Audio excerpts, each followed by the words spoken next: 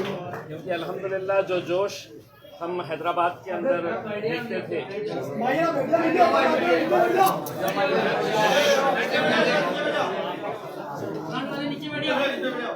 तो वही जोश यहाँ पर देखने को मिला। हमारे आने का मकसद ये है कि हम आप लोगों के बीच आकर आप ही लोगों से ये सवाल करने के लिए आए हैं कि क्या मजलिस में सूरत में भी आना चाहिए कि नहीं आना चाहिए। हम यहाँ पर, जैसा वारिस भाई ने बताया है कि हम 3 दिनों से गुजरात के 3 अलग अलग इलाकों के अंदर हम गए, बड़ौदा गए, हम भरूच गए और सूरत आए। लेकिन 3 दिनों के अंदर जो हमने नौजवानों का जोश देखा, जो बुजुर्ग, जो माएँ और बहनें हमारे साथ जुड़ रही है, तो यकीनन हमें हिम्मत तो मिलती है। और शायद यही वजह है कि जब असद साहब से कल हमने छोटू भाई वसावा साहब की मीटिंग के बाद जब हमने बात की है, तो मैंने असद साहब से ये बात कही कि अगर आपका प्रोग्राम कहीं और का है तो वो कैंसिल कर दीजिएगा, गुजरात आइए।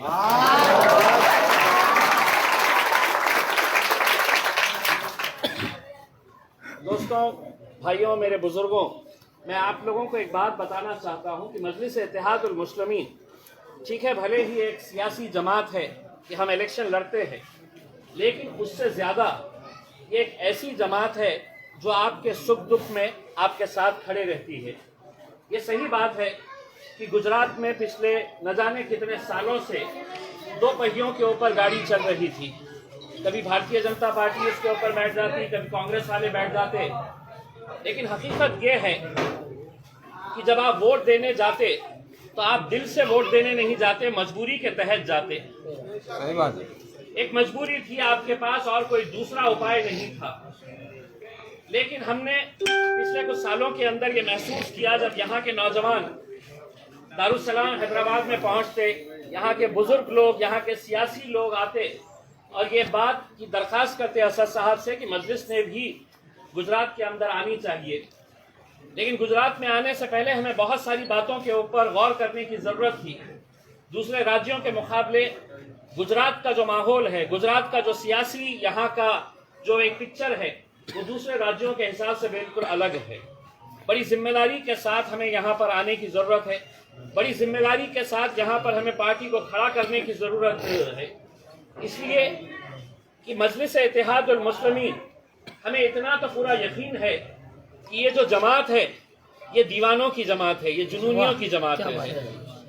हमारे पास नौजवानों की कमी नहीं है जो जोश से भरे हुए हैं, लेकिन उस जोश के साथ हम चाहेंगे कि गुजरात के अगर कुछ समझदार लोग, कुछ बुजुर्ग लोग अपने होश के साथ अगर हमारे साथ जुड़ते हैं, तो ये जोश और होश का कॉम्बिनेशन अगर मिल गया तो इंशाल्लाह फिर मजलिस को यहाँ से कोई हटा नहीं सकेगा, कोई हटा नहीं सकेगा। और हमने 3 दिनों के अंदर ये महसूस किया है कि आप लोगों की जो तड़प थी कि मजलिस यहाँ पर आनी चाहिए, तो मैं आप लोगों को ये बात बता दूं, इंशाल्लाह हम जैसे ही वापस जाएंगे, बहुत जल्द एक डेट का ऐलान किया जाएगा जहां पर हम ये ऐलान करेंगे कि शेर की आमद अब गुजरात में होने वाली है।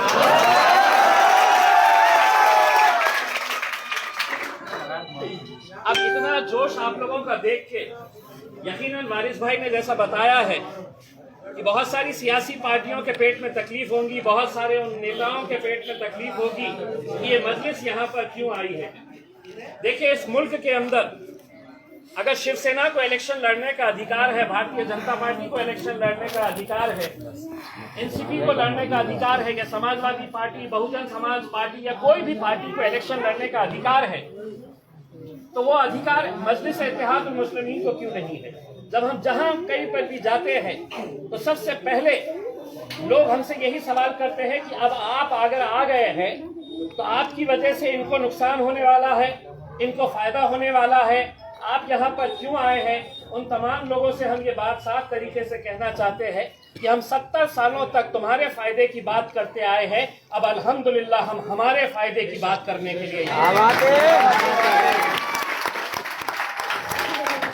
और हम हमारा हक मानने के लिए आए हैं। अब बराबरी की बात होगी, अब कोई छोटा नहीं। अब भूल जाओ वो दिन जहां पर इस कौम को एक रबर स्टैम्प की तरह इस्तेमाल किया जाता था कि जाओ 5 साल के बाद हम आएंगे, तुम्हारे पास कोई दूसरा रास्ता नहीं है, तुमको वोट हमें ही देना पड़ेगा। कभी इनसे डराया जाता था कि अगर वोट हमको नहीं दिए तो ये आ जाएंगे, वो आ जाएंगे। अब अल्हम्दुलिल्लाह हम सबसे मुकाबला करने के लिए इतनी ताकत तो रखते हैं। गए वो दिन डराने के, घबराने के, गए वो दिन आपको ये बताकर अपना वोट हासिल करने के लिए। अब आपको ये कहना पड़ेगा कि इस मुल्क के अंदर अगर तमाम मजहब धर्म के लोगों की आबादी बढ़ रही है तो क्या वजह है कि हर 5 साल के बाद, चाहे वो लोकसभा हो या विधानसभा हो, हर 5 साल के बाद अगर किसी की नुमाइंदगी घट रही है तो हम लोगों की नुमाइंदगी घट रही है।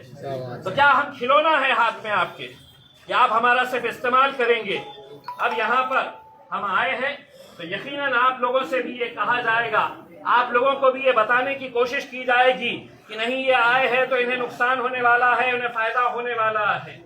एक बात आप अच्छी तरह से समझ लीजिएगा, अगर हम एक ताकत बनकर खड़े रहे तो हम क्या नहीं कर सकते हैं, उसकी जिंदा मिसाल अगर किसी को देना है तो आपके इस भाई इम्तियाज जलील की दीजिएगा कि जहां पर 20 सालों से मेरे अपने शहर औरंगाबाद में शिवसेना का MP जीत कर आता था। 20 सालों से हम कैसे जीत कर आए?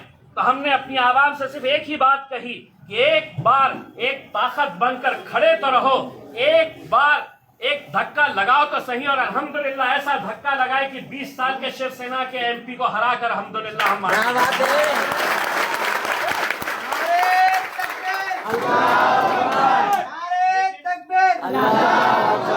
लेकिन ये बात भी सच्चाई है यार, अगर सबसे ज्यादा कोई बिखरा हुआ है, कोई बटा हुआ है तो हम ही लोग हैं।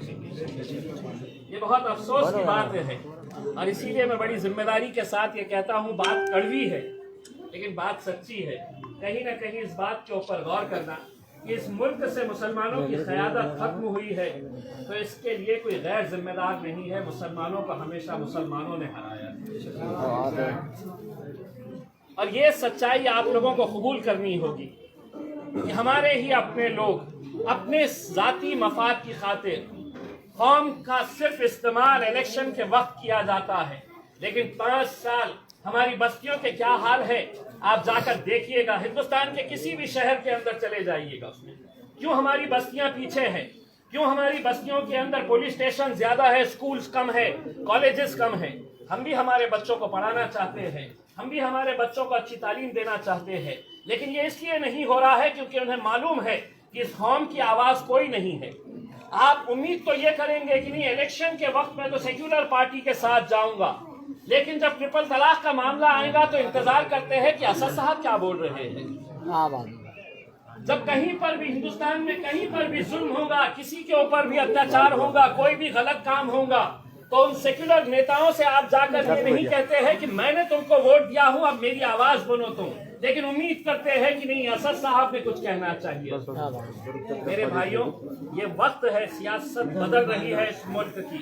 अगर हम अभी भी एक ताकत बनकर खड़े नहीं रहे तो शायद बहुत देर हो चुकी होगी। यही इल्तिजा करने के लिए हम आए हैं।